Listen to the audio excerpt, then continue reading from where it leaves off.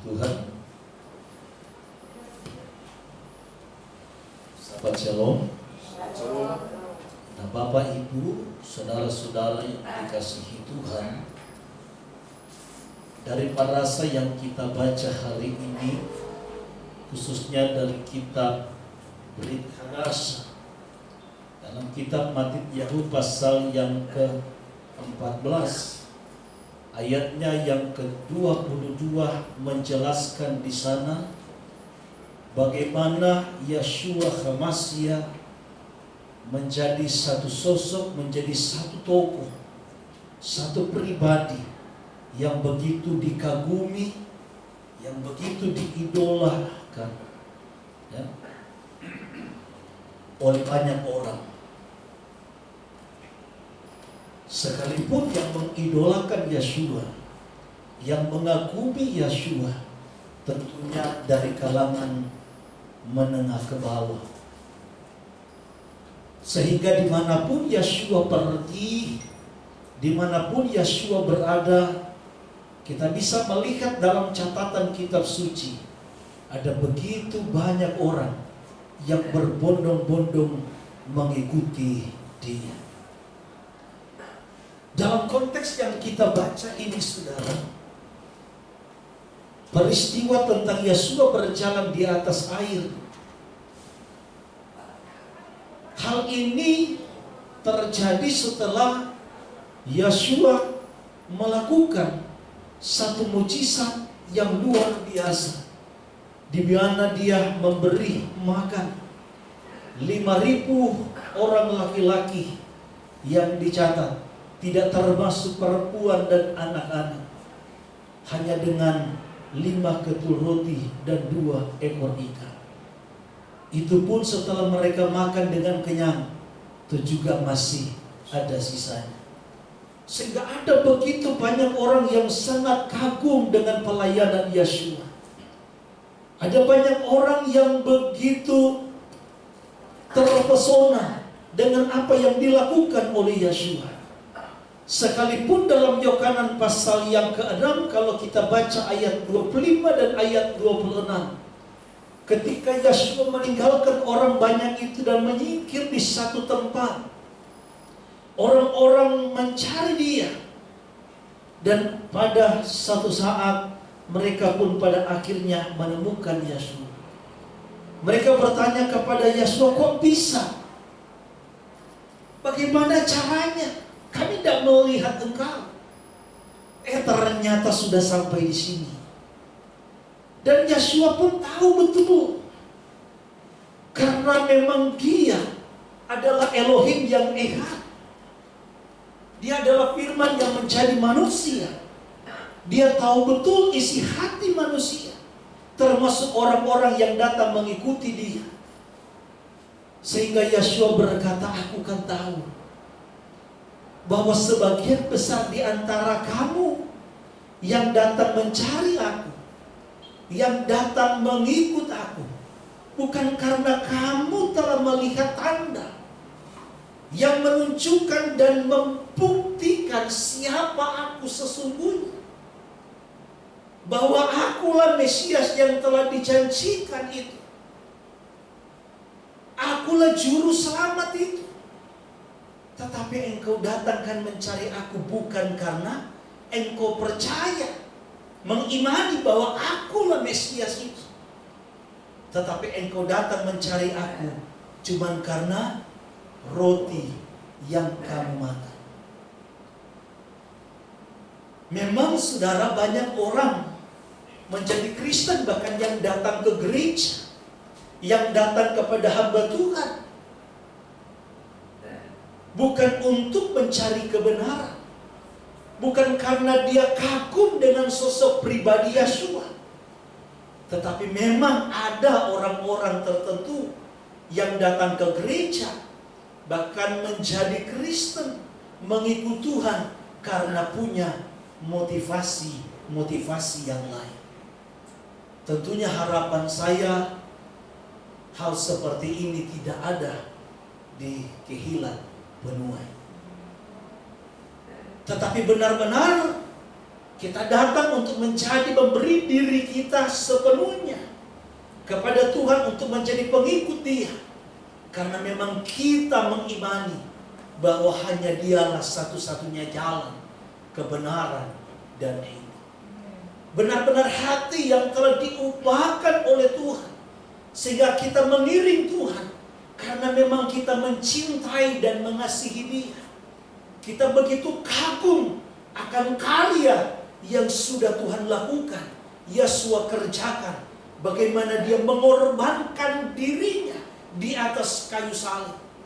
Dia rela dihukum, disiksa, dianiaya, bahkan sampai mati digantung di atas kayu salib. Bukan karena Dia sebagai penjahat, bukan karena salah, dosa yang Dia lakukan, tetapi justru untuk menebus manusia yang berdosa, menebus hidup saudara dan saya dari segala kejahatan, pelanggaran yang kita lakukan. Sehingga kekaguman itulah membuat hidup kita, membuat hati kita diubahkan oleh Tuhan. Sehingga ketika kita mengiring Tuhan, ketika kita datang kepada Tuhan, kita datang dengan penuh penghormatan, dengan penuh penghargaan, dan penuh kekaguman kepada Tuhan.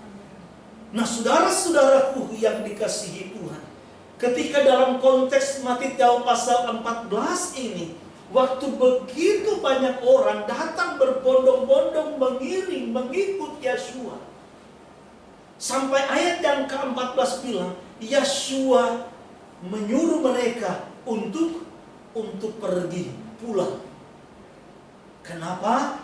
Karena satu hari memang sudah mulai malam. Nah, saudaraku, untuk menyuruh orang banyak ini pulang dalam posisi Yesua sedang dikagumi, diidolakan, ini tentu bukanlah perkara yang mudah, bukanlah perkara yang gampang. Ya, ada begitu banyak kita melihat di dalam kekristenan ada jemaat-jemaat yang begitu mengidolakan pendetanya, begitu mengidolakan hamba Tuhannya, gembala sidangnya. Ya, ada yang mengkulturkan sesuatu yang dimiliki, yang dibawa oleh si hamba Tuhan ini. Ya, sehingga dimanapun hamba Tuhan ini berada pergi, begitu dinanti-nantikan. Ya, kita bisa melihat bagaimana ketika dia berjalan pun jemaat-jemaat begitu rindu, begitu pingin untuk bisa dapat bersalaman. Sepertinya kalau bersalaman dengan sosok pendeta ini, ya, hamba Tuhan yang diidolakan ini, waduh, hatinya begitu tentram, hatinya begitu damai. Ya. Nah, saudara-saudaraku, Yesua saat itu lebih daripada pendeta-pendeta yang sekarang, sangat betul-betul diidolakan. Ya. Tetapi dalam konteks yang kita baca ini, di sini kita bisa menarik satu pembelajaran yang penting.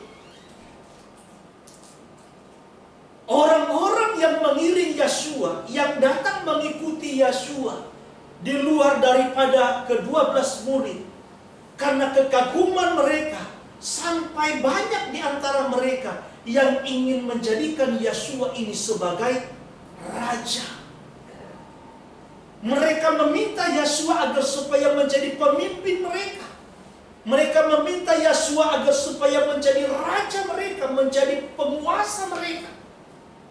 Tetapi dari sini kita bisa melihat bahwa memang Yesua tidak mau membangun pelayanannya itu hanya di atas dasar sanjungan manusia. Sekali lagi saudaraku, Yesua tidak mau mendasari, membangun pelayanan dia hanya didasarkan atas sanjungan manusia.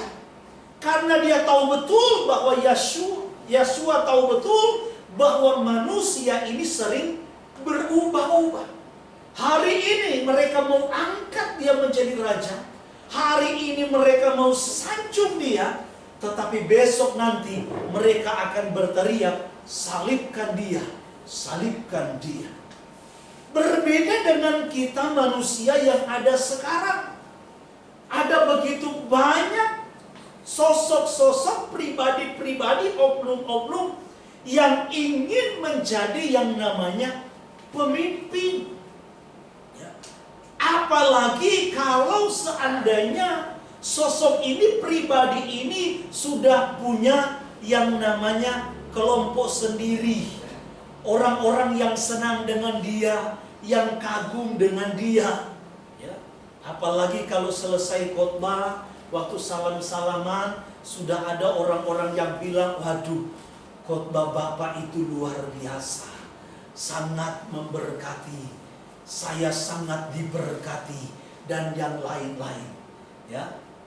Nah, orang-orang seperti ini, saudara, kadang-kadang ketika ada peluang sedikit, ketika ada kesempatan sedikit, apalagi sudah mulai beda pemahaman, beda persepsi dengan si gembala, ya, dengan si gembala sebagai pemimpin pemegang otoritas tertinggi di dalam satu jemaat, satu sidang, maka dia mulai melebarkan sayap.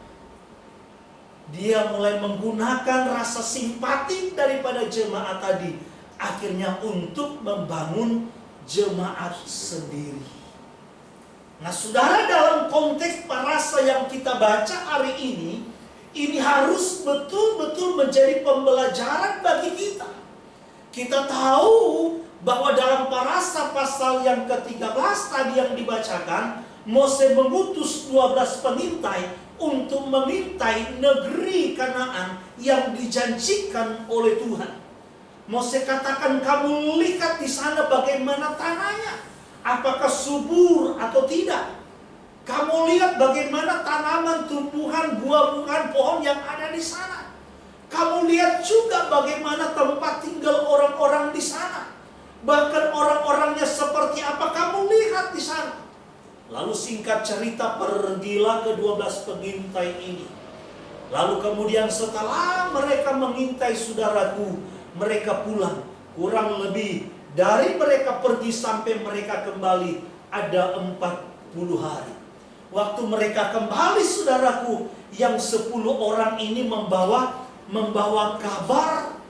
Sebenarnya kabar yang mereka sampaikan ini bukanlah sepenuhnya kabar hoax. Ya, karena memang orang-orang yang tinggal di sana itu memang orang-orangnya kuat. Ya. Orang-orang di sana itu seperti raksasa. Orang-orang enak ada di sana. Belum lagi tempat-tempat mereka itu, mereka ada di kubu-kubu bagaikan benteng, ya, yang memang sulit untuk diterobos. Nggak mungkin kita bisa mengalahkan mereka. Ini kata 10 orang. Sehingga membuat, saudaraku, hati daripada orang Israel itu begitu gundah gulana. Mereka galau. Dan mereka ada dalam kecemasan dan ketakutan. Tetapi Yahosua bin Nun dan Kaleb bin Yefune mencoba menghibur orang-orang Israel dengan berkata, memang mereka di sana itu tinggi besar. Memang mereka di sana itu tempat tinggalnya berkubu. Tetapi yang menyertai mereka itu sudah meninggalkan mereka. Tetapi yang menyertai kita, Yahweh Sebaot, Tuhan semesta alam, Dia adalah Elohim yang setia.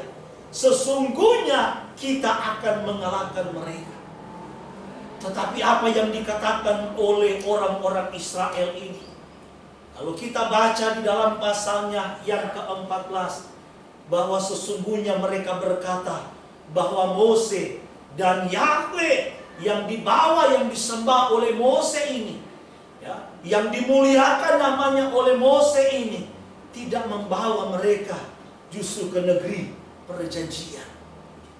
Akhirnya ayat yang ketiga bilang, mereka bersepakat untuk mengangkat seorang pemimpin dan akan memimpin mereka, membawa mereka kembali ke Misra, kembali ke Misraim. Mereka bukan hanya sekedar melawan Mose, tetapi mereka akan melawan Yahweh Elohim yang telah memilih dan menetapkan Mose sebagai pemimpin atas umat ini untuk membawa mereka masuk ke negeri perjanjian. Kita melihat dalam parasha selanjutnya di sana diceritakan juga ada yang namanya Korah dari suku Lewi. Ada juga di sana Datan dan Abiram dan On yang dicatat di sana, yang bersepakat saudara menghasut 250 orang Israel yang terkemuka, yang terpilih. Ini berarti orang-orang yang terkemuka ini berarti orang-orang yang memang kualitasnya di atas rata-rata daripada orang Israel yang kebanyakan. Dipilih saudara. Untuk apa? Untuk memberontak terhadap Mose dan Aharon. Saudaraku, padahal mereka pernah melewati satu peristiwa yang juga hampir mirip dalam konteks pemberontakan, yaitu Miriam termasuk dengan Aharon, menyangkut dengan perempuan Kusi yang diambil oleh Musa. Saudara, memang yang namanya pemimpin sekalipun saudaraku dia dipilih oleh Tuhan. Apakah saudara berpikir Saul itu dia tidak dipilih oleh Tuhan? Saul dipilih oleh Tuhan. Apakah saudara pikir Salomo itu tidak dipilih oleh Tuhan? Salomo pun dipilih oleh Tuhan. Orang-orang yang dipilih oleh Tuhan. Bahkan Yesua sendiri pun memilih yang namanya Yehuda Iskariot. Bukan berarti bahwa orang-orang yang dipilih oleh Tuhan, yang ditetapkan oleh Tuhan untuk mencari seorang pemimpin tanpa ada kelemahan dan kekurangan. Selama mereka adalah manusia, mereka tidak akan luput dan lepas dari yang namanya kekurangan itu. Tetapi inilah bagian yang harus betul-betul kita renungkan baik-baik. Ketika kita melihat ada sesuatu yang anggaplah kurang. Apakah kurang paham mungkin gembalanya? Kurang mengerti mungkin yang saudara anggap. Karena yang namanya kita memahami firman Tuhan itu tentu bisa berbeda. Ya. Bisa ada multitafsir yang muncul. Sehingga dalam penafsiran yang berbeda itu saudaraku, ya, tentunya akan membuat satu kelompok itu ada bermacam-macam pemahaman. Tetapi kembali lagi sebagaimana yang dikatakan Saul kepada jemaat yang ada di Filipi, dalam Filipi pasal yang ketiga ayat 15 dan ayat yang ke-16, tolong satu orang baca. Ketika gembala sebagai pemimpinmu yang engkau anggap mungkin sebagai sosok teladan, yang jalan pemikirannya dalam memahami sesuatu dalam isi kitab suci ini berbeda dengan saudara, maka saya mau katakan melalui midras hari ini, jangan kita memberontak. Tetapi mari kita bawa hamba Tuhan ini, bawa gembala sidang ini di hadapan Tuhan. Kalau saudara menganggap apa yang dia pahami itu keliru menurut saudara, maka bawa di dalam doa, bawa kepada Tuhan, berikan laporan kepada Tuhan, agar supaya Tuhan mencelikan mata hati, mata batin, mata rohani dari gembala sidang itu, supaya dia dapat mengerti isi kitab suci seturut bukan dengan apa yang saudara mau, tetapi seturut dengan apa yang Tuhan inginkan. Filipi 3 ayat 15. 3 ayat 15. Karena itu marilah kita yang sempurna berpikir demikian. Dan jikalau lain pikiranmu tentang salah satu hal itu akan dinyatakan Elohim juga kepadamu. Tetapi baiklah tingkat pengertian yang telah kita capai, kita lanjutkan menurut jalan yang telah kita tempuh. Nah, marilah kita yang sempurna berpikir sedemikian. Tetapi kalau lain jalan pikiranmu tentang satu hal katanya, ya, Kata Saul apa? Jangan buru-buru, apalagi kita menghakimi orang. Ini yang paling bahaya, saudara. Kalau kita melihat bagaimana hakim di dunia dalam membuat satu vonis, itu bukan hanya sekedar mendengar satu saksi. Kita bisa lihat contoh dulu, ada satu kasus yang begitu rame, yang disiarkan langsung oleh TV One, yang makan persidangannya mungkin berbulan-bulan. Kasus kopi sianida. Ya. Tersangka itu adalah tersangka tunggal, padahal kita lihat, saudaraku, bagaimana proses persidangan itu membutuhkan waktu yang cukup lama, menghadirkan banyak saksi ahli, menghadirkan banyak bukti, lalu kemudian baru hakim memutuskan.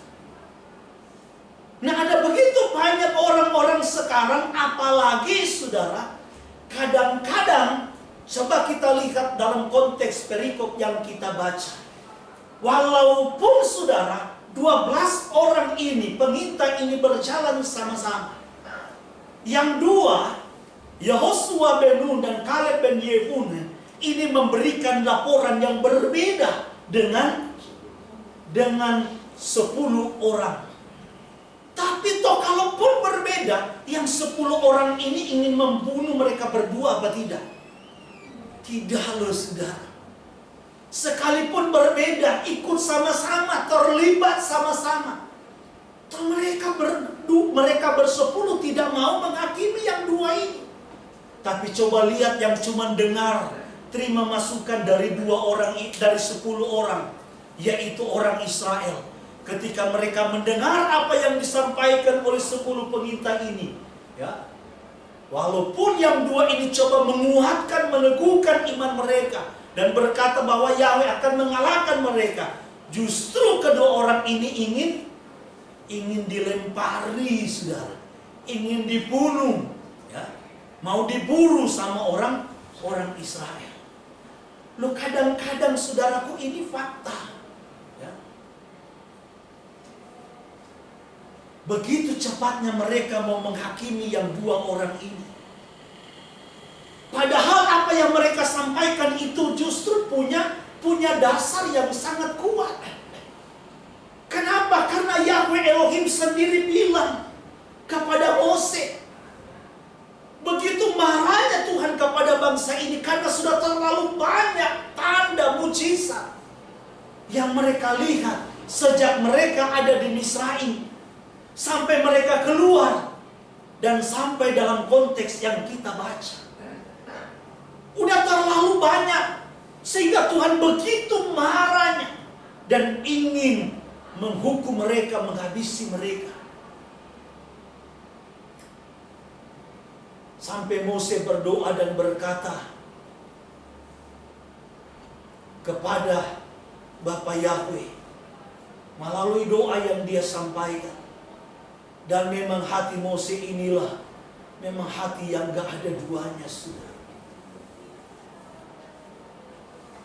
Sekalipun orang Israel memberontak, dia sering dilawan, tapi dia tetap berdoa untuk mereka, untuk keselamatan mereka.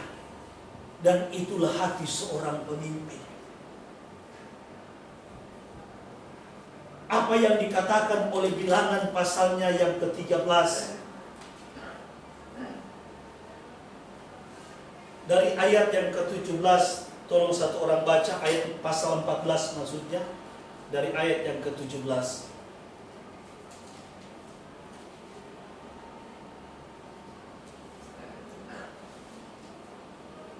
Jadi sekarang, biarlah kiranya kekuatan Yahweh itu nyata kebesarannya seperti yang kau firmankan. Yahweh itu berpanjangan sabar dan kasih setianya berlimpah-limpah. Ia mengampuni kesalahan dan pelanggaran, tetapi sekali-sekali tidak membebaskan orang yang bersalah dari hukuman. Bahkan ia membalaskan kesalahan kepada bapa kepada mereka, kepada anak-anaknya supaya keturunan yang ketiga dan keempat. Dan saudaraku yang dikasihi Tuhan, Mose berdoa supaya Tuhan menunjukkan kepada bangsa Israel sebagaimana yang dia tahu bahwa Elohim yang dia percaya, yang dia sembah adalah Elohim yang berlimpah kasih setia, Elohim yang panjang sabar. Sekalipun demikian, Elohim yang dia sembah itu pun tidak akan pernah melepaskan atau membebaskan orang berdosa dari hukuman. Memang setiap dosa, setiap pelanggaran itu ada konsekuensi. Setiap dosa, setiap pelanggaran itu pasti ada konsekuensi. Itulah sebabnya kenapa kita berupaya dan berusaha untuk hidup di dalam ketaatan kepada apa yang Tuhan inginkan. Banyak orang yang seringkali saudaraku beranggapan bahwa kan Tuhan itu pengasih, Tuhan itu penyayang, Tuhan itu maha pengampun. Sehingga ketika kita pun berbuat dosa, apapun dosa kita, sebesar apapun dosa kita, tetap yang namanya darah pengampunan, darah pendamaian itu selalu tersedia. Tetapi kadang-kadang orang suka lupa bahwa Tuhan yang kita sembah itu adalah Tuhan yang tidak mau dipermainkan. Dia bukan Tuhan yang maha sabar, tetapi dia Tuhan yang panjang sabar. Sesabar-sabarnya Tuhan yang kita sembah pasti ada batasnya. Ketika Mose memohon kepada Tuhan agar supaya jangan menghukum bangsa yang telah memberontak kepada dia, apa yang Tuhan bilang, saudara? Di ayatnya yang ke-21 dan seterusnya, kita bisa melihat bagaimana Tuhan katakan bahwa aku akan mengampuni bangsa ini. Pengampunan Tuhan selalu disediakan.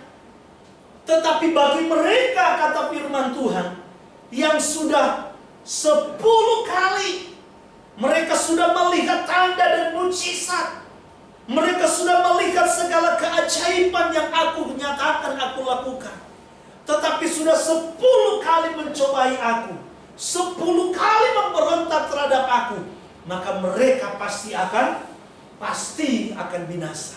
Mereka tidak akan masuk ke negeri perjanjian.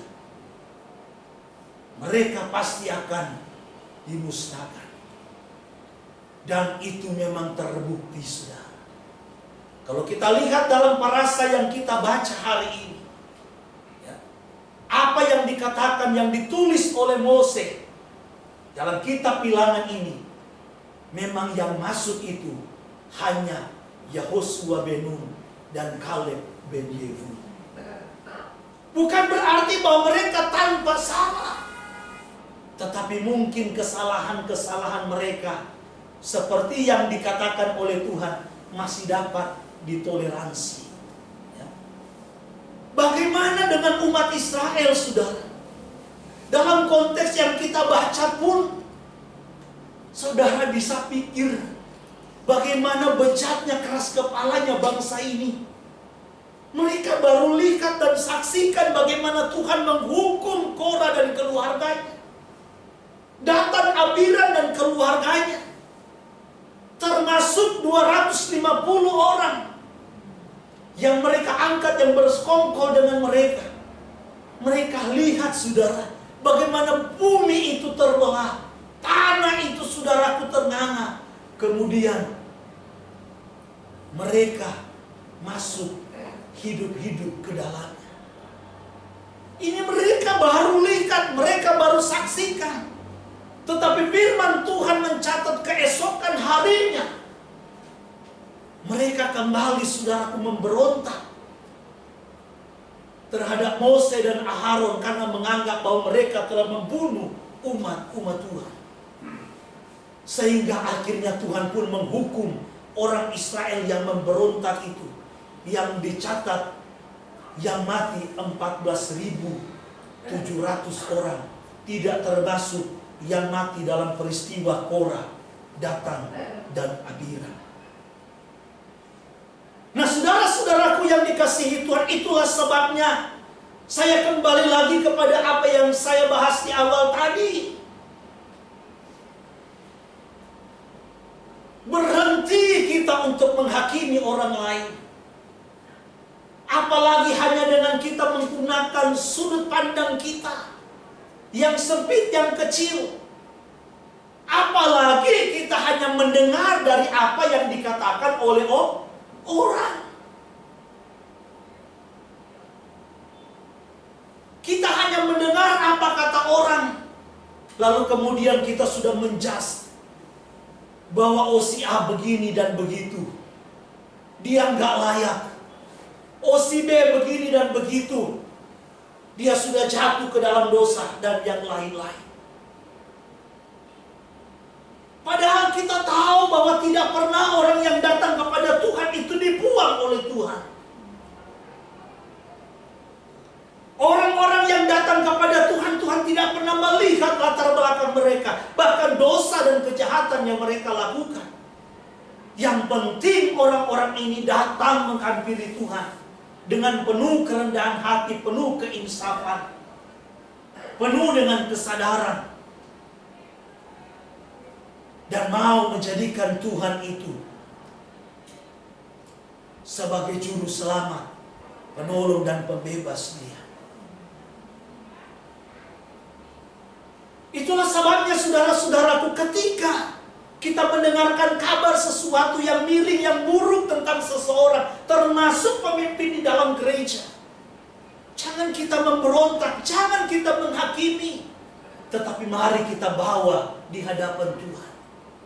Daud saja punya kesempatan untuk membunuh yang namanya Saul, yang selalu berupaya untuk mengejar dan menghabisi Daud.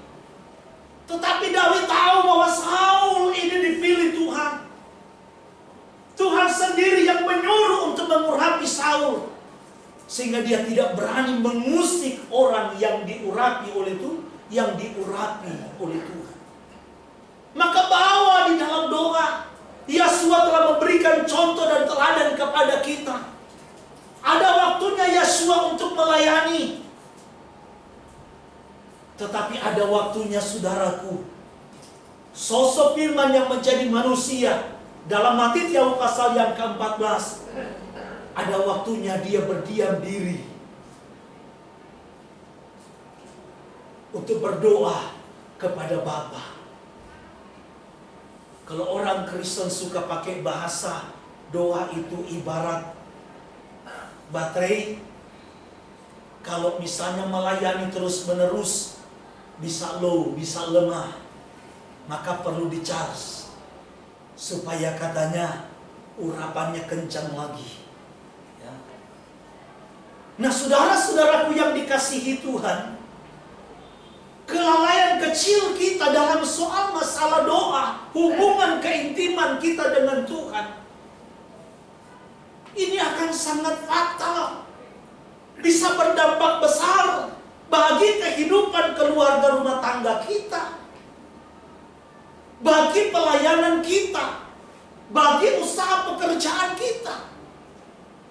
Maka jangan pernah meremehkan yang namanya doa. Coba kita lihat, saudara, bagaimana kehidupan orang Israel dibandingkan dengan Mose. Orang Israel banyak melihat mujizat, banyak melihat tanda, banyak melihat perkara-perkara yang ajaib, tetapi mereka tetap memberontak terhadap Tuhan.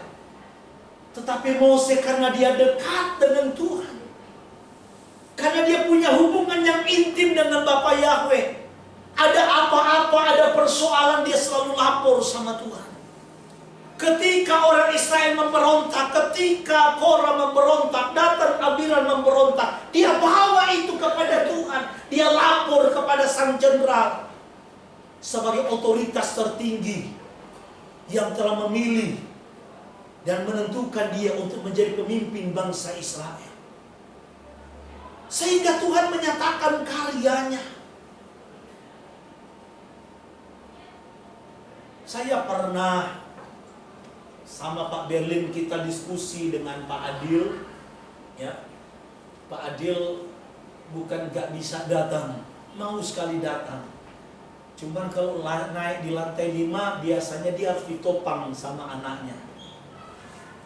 Jadi karena kita sahabat ini di lantai 5, jadi dia nggak jadi datang. Jadi mungkin ya sahabat depan kita di lantai 2 saja, walaupun sedikit. Kita percaya saja sebagaimana firman hari ini, bahwa bagi Tuhan tidak ada perkara yang mustahil. Mungkin bagi manusia terlalu besar. Menaklukkan, mengalahkan penduduk yang ada di tanah perjanjian itu memang mustahil secara manusia. Karena memang apa yang disampaikan oleh 10 pengintai ini bukan hal yang bohong, bukan hoaks. Walaupun belakangan agak ditambah-tambahin, tapi pada dasarnya punya nilai kebenaran. Tidak beranjak dari fakta yang sesungguhnya. Tetapi apa yang mau disampaikan oleh Mose, bahwa Yahweh Elohim itu Tuhan yang besar, dan dia tidak pernah berubah. Begitu juga Yeshua HaMashiach sebagai Elohim yang esa, yang telah diberikan otoritas, kuasa, baik di bumi maupun di sorga. Dia tidak pernah berubah, dulu, sekarang, dan sampai selama-lamanya. Sehingga bagi Tuhan, bagi kita mungkin sulit, bagi Tuhan tidak ada perkara yang mustahil. Pak Adi bilang, kenapa katanya gereja sekarang, hamba-hamba Tuhan sekarang nggak seperti ya, para rasul, para murid di zaman dulu? Bukankah mereka juga punya iman yang sama seperti kita? Sekalipun hal itu tentu bukan menjadi tolok ukur, tapi bukan berarti hal itu tidak penting. Hal itu sangat penting. Saudara bisa bayangkan kalau Yeshua ketika dia datang ke dunia ini dengan misi penyelamatan melalui dirinya sebagai tumbal, tidak disertai pelayanannya dengan hal-hal yang ajaib, ya, dengan mujizat, dengan kesembuhan, maka mungkin saja dan sangat mungkin pelayanan Yeshua sangat sedikit pengikutnya, bahkan mungkin tidak ada. Sudah mereka lihat saja dengan mata jasmani, itu juga mereka masih belum percaya, mereka masih curiga. Orang-orang Yahudi berkata,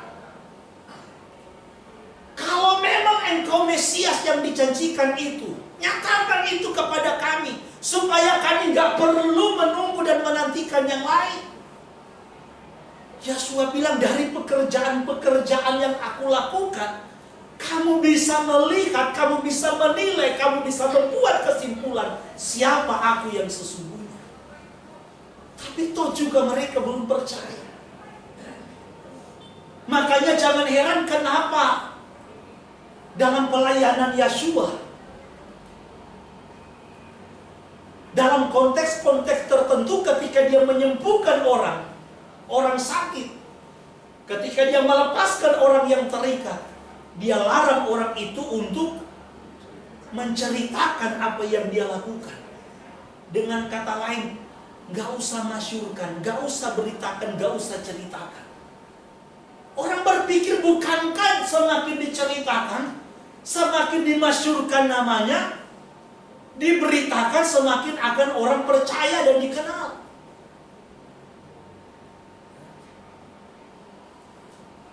Itulah sebabnya saudara-saudaraku yang dikasihi Tuhan, kenapa Yeshua melarang?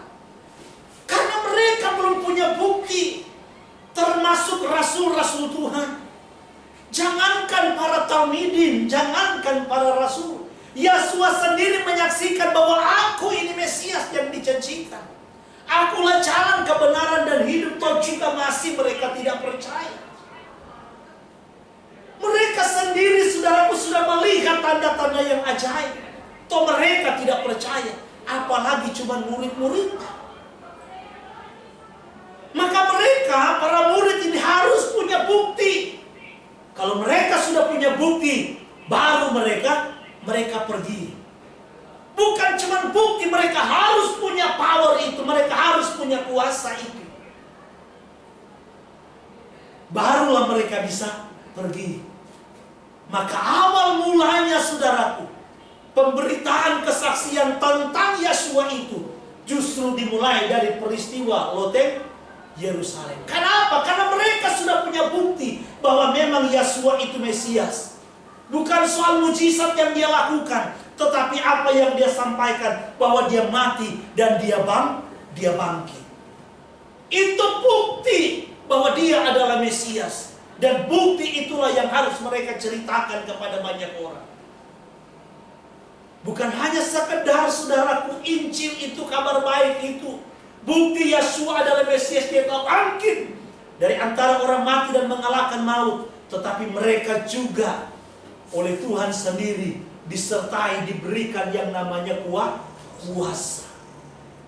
Dengan kuasa inilah mereka bisa membuktikan bahwa memang dia itu tidak pernah berubah, dulu, sekarang, dan sampai selama-lamanya.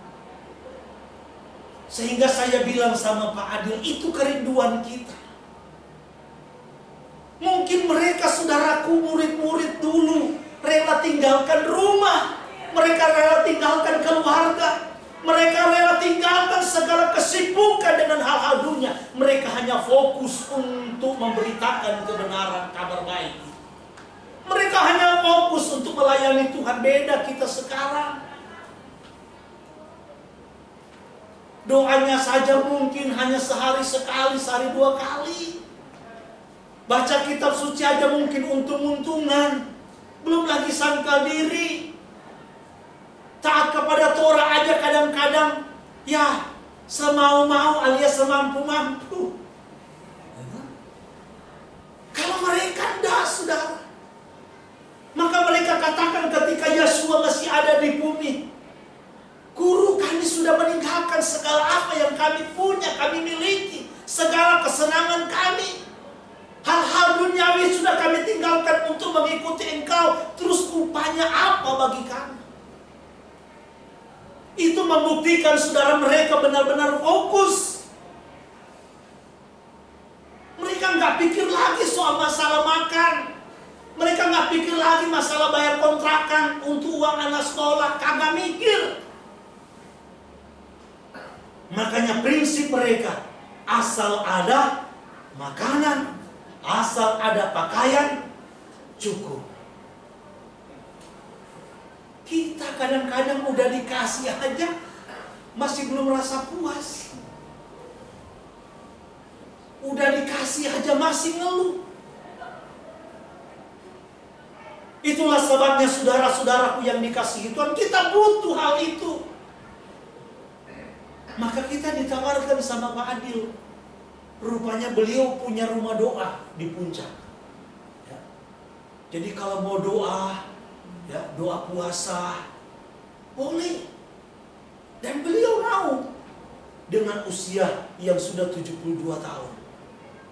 Karena sekalipun sudah tua, dia masih merindukan agar supaya Tuhan masih bisa memakai dia untuk menjadi saksinya. Dia melihat dan merasakan bahwa gereja sekarang banyak penurunan. Dan penilaian dia salah satunya motivasi yang telah membuat kemurnian dari hamba Tuhan itu memudar. Nah, saudara-saudaraku yang dikasihi Tuhan, memang ketika kita mau menjadi saksi memberitakan Injil, tentu ada tantangan. Dalam konteks yang kita baca hari ini, kita bisa melihat dengan sangat jelas bagaimana yang menyuruh para talmidin, para murid untuk mendahului dia ke seberang itu adalah Yesua sendiri. Dengan kata lain, toh mereka hanya meresponi apa yang dikatakan oleh Yesua.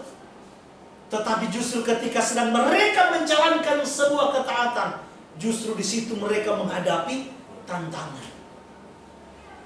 Ketika mereka menghadapi tantangan waktu mereka mereka mau menuju ke seberang, perahu mereka diterpa badai gelombang yang sangat besar. Secara manusia, apalagi mereka mayoritas punya latar belakang nelayan, mereka tahu bagaimana mengatasi badai. Mereka pasti akan berusaha untuk terus mendayung agar supaya perahu mereka tetap melaju. Tetapi itu ternyata tidak bisa. Tantangan itu dalam kita menjadi saksi memberitakan Injil ada saja, saudara. Tidak mungkin tidak ada tantangan. Tetapi sama dengan Yahosua bin Nun, Kaleb bin Yefune, yang menyertai kita itu lebih kuat daripada yang menyertai mereka. Kita harus percaya bahwa ketika kita mau jadi saksi, yang menyertai kita adalah Yahweh Sebaot, Besem Yeshua HaMashiach. Dia Tuhan tidak pernah berubah. Jangan pernah kita takut dan gentar. Kenapa? Apakah Tuhan tidak tahu? Tuhan tahu. Markus pasal yang kelima, konteks parasa yang sama. Injil Sinoptik ini menggambarkan bahwa ketika mereka berupaya dan berusaha, Yeshua melihat apa yang mereka alami. Ketika Yeshua melihat, bukan hanya sekedar seperti kita manusia melihat. Kita manusia melihat orang susah paling hanya, kasihan ya. Kasihan doang. Ada makanan, lihat ada orang lapar. Kasihan ya. Kasihannya kita, saudara, hanya sebatas kasihan saja, prihatin. Tetapi tidak punya hati untuk mengulurkan tangan. Tidak punya hati untuk memberi pertolongan. Tetapi Yeshua, ketika firman Tuhan bilang dia melihat apa yang mereka alami, dia bukan cuma melihat, tetapi dia ikut merasakan apa yang mereka rasakan. Ibrani pasal yang keempat bilang, imam besar yang kita punya bukanlah imam besar yang tidak turut merasakan apa yang kita rasakan. Dia betul-betul tahu ketika kita dalam kekurangan. Dia betul-betul tahu ketika kita tersakiti, ketika kita disolimi dan yang lain-lain. Tuhan tahu. Dan dia bukan hanya tahu, dia ikut merasakan.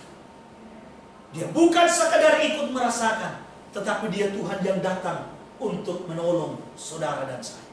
Sama seperti murid-murid, tidak dibiarkan oleh Tuhan.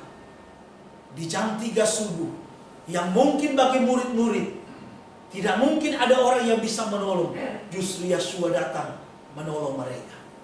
Itulah sebabnya, saudara, melalui Midas hari ini, mengingat waktu yang terbatas, percayalah, kalau engkau berani untuk memberitakan tentang kabar baik, Injil keselamatan bagi setiap orang yang Tuhan tentukan, sekalipun mungkin ada tantangan, apa yang engkau sampaikan tidak 100% bisa diterima, 50% saja diterima, sudah puji Tuhan.